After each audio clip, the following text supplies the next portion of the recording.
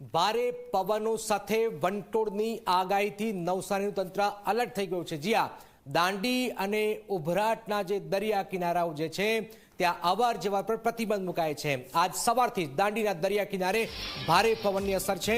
પવનના કારણે દરિયામાં ઊંચા મોજા ઉછળી રહ્યા છે। દરિયાકાંઠે સુરક્ષાને ધ્યાનમાં રાખી પોલીસ હોમગાર્ડ જવાનો તૈનાત છે।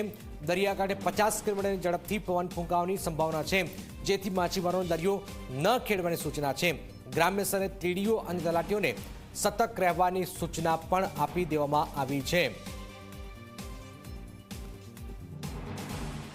2/6/2024 સુધી રાજ્યમાં ભારે પવન ફૂંકાવાની શક્યતાઓને ધ્યાને લઈને માનનીય કલેક્ટર સાહેબની સૂચના મુજબ જિલ્લા વહીવટીતંત્ર દ્વારા નવસારી જિલ્લામાં આવેલ દાંડી તથા ઉભરાટના દરિયા કિનારાને તાત્કાલિક અસરથી તકેદારીના ભાગરૂપે બંધ રાખવામાં આવેલ છે।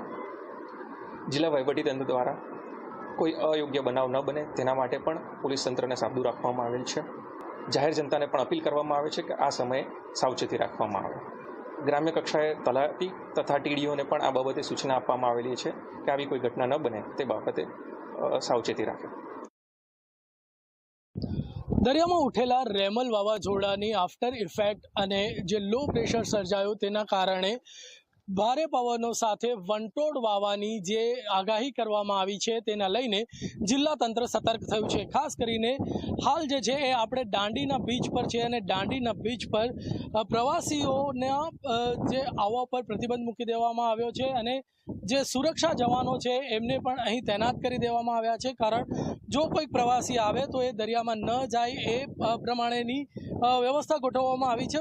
એ આપણે દાંડીના દરિયા કિનારે છે અને અહીં 20 થી 30 કિલોમીટરની ઝડપે પવન ફૂંકાઈ રહ્યા છે અને દરિયામાં પણ 50 કિલોમીટરથી વધુની ઝડપે પવનો ફૂંકાવાની સંભાવનાને કારણે જે માછીમારો છે એમને પણ દરિયો ન ખેડવા માટે સૂચના આપી દેવામાં આવી છે। પવનોની તીવ્રતાને કારણે ગામના કાચા મકાનોને જો નુકસાન થાય તો અથવા કોઈ જાનહાનિ ન થાય એના માટે પણ લોકોને સતર્ક કરી દેવામાં આવ્યા છે, જેથી કરીને કોઈ જાનહાનિ ન થાય। મહત્વની વાત કરવામાં આવે તો જે 4 દિવસ સુધીના જે પવનો ફૂંકાવાની આગાહી છે તેને લઈને નવસારી જિલ્લા તંત્ર પણ સતર્ક બન્યું છે। ધવલ પારેખ, ઝી મીડિયા, નવસારી।